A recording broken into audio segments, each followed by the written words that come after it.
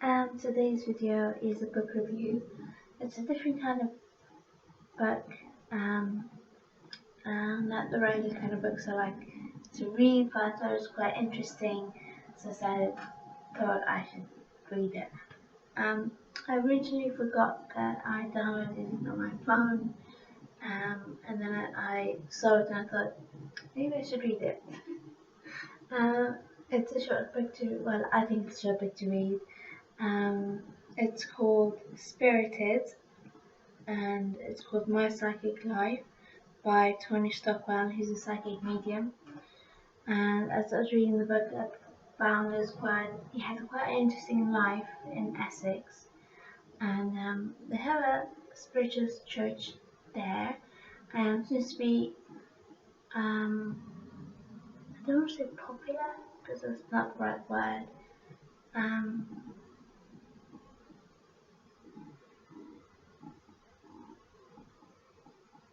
don't know what else to describe it as. Um, Maybe that is the word. It seems to be like a popular place to be. There's seems to be quite a few mediums, psychic mediums from there. I don't know if you believe in any of this stuff. Anyway, his book looks like this. Ah, sorry. Hang on. Here we go. Wait for it.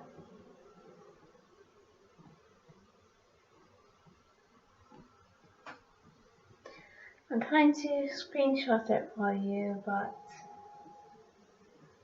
it won't let me. Hang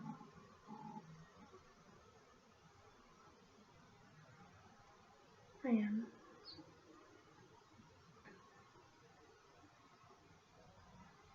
About this book. So it says, the extraordinary life and supernatural times of one of the UK's top psychics, star of Psychic School, Street Psychic and Psychic Detective. Even as a child, Tony Stockwell knew that he was different and that he had been born to do something special with his life. His first out-of-body experience was when he was a baby, and he met his first spirit person when he was 7. He has been working as a medium for 18 years, and in his hugely successful TV series, Street Psychic. I saw some episodes on YouTube. It's quite fascinating. People get being shocked how accurate he was. I just find all this really fascinating. He used his astonishing gift to deliver accurate, deeply personal messages from loved ones in the world of spirit to randomly picked passers-by. Tony's autobiography answers ageless questions like, what happens to us after we die? What happens to animals and pets? Are there such things as evil spirits? How can we overcome our fear of death? And can we all communicate with our loved ones in the life hereafter? Here, with this fascinating insight into life and beyond, Tony Stockwell shows us that all that there truly is more in heaven and earth.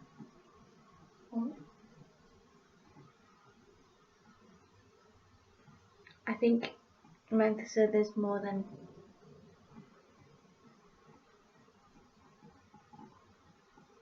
heaven and earth. There's not just earth, but there's heaven and maybe more. Something like this. Sorry, I got an itch. Okay. So it's 225 pages. Typical reading time 3 hours 50.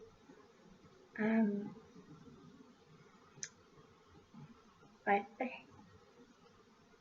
So this is the only book I've read by him. I don't know if I'll read another. I'm reading one by this lady who was born at the beginning of the 20th century. I say at the beginning. I'll talk to you more when I finish reading the book. But she used to be like one of the best physical mediums, and things would happen physically while she's in trance and stuff like that. I don't know what to think about that, and it just makes you a bit goosebumpy. Um, anyway, I'm gonna go to beginnings.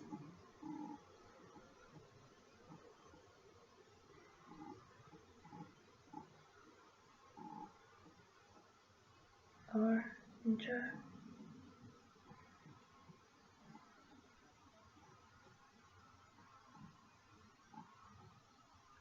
Okay, I'm gonna go to beginnings, and this is his first. I've done British first, but this is when he was a kid. I was standing in the middle of a battlefield. Wherever I looked there were bodies lying around, and the sound of the machine gun fire, blood-curdling screams and groans were deafening. Some of the casualties were lying face down on the tarmac. Others, their eyes wide open, were gazing unseeingly at the sky. Still more were crawling about on their knees or bellies.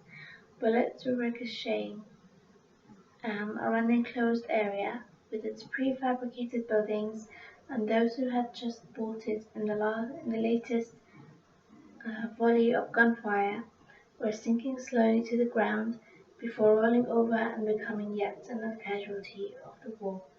No, this is insane now. The voice that rang out above the noise was that of a 7-year-old child. Dressed in a black anorak and long charcoal grey trousers, I had just experienced a vision in the school playground that I had to pass on. I was like, what? This is... I don't know how to think about this. It's amazing. But also, how can you not feel like you want a bit mad if you're seeing these things? Which I think you probably did.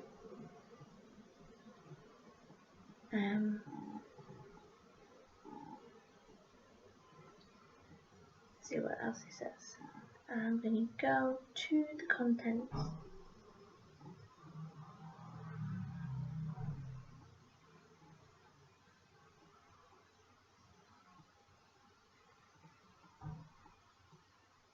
Right, this is a second page.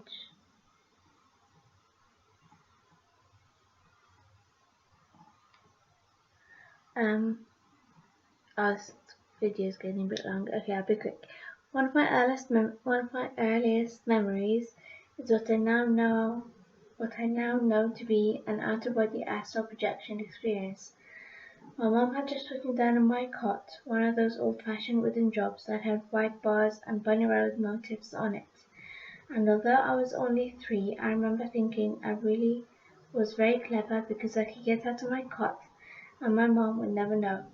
What I used to do as soon as she went out of the room was to let my body vibrate. I don't think I physically vibrated, but my spirit certainly did. And then I moved myself out of the cot to float first around the tiny box room, then down the narrow stairs into my parents' lounge, where I would hover at ceiling height or just sit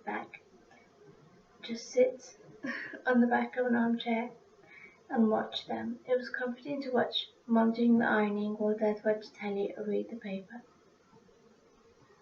It's a bit scary thinking a baby could do that, or that you could remember it all the way back then. Anyway, if you're fascinated about all this, I'll try to put a link. I think he has a YouTube channel. I'll try to put as many links in the description box. And if you're interested in that, I downloaded on the Kindle app on my phone. I think it was like £3 something like that. Anyway, I hope you enjoyed today's book review, and I'll see you in the next video. Bye!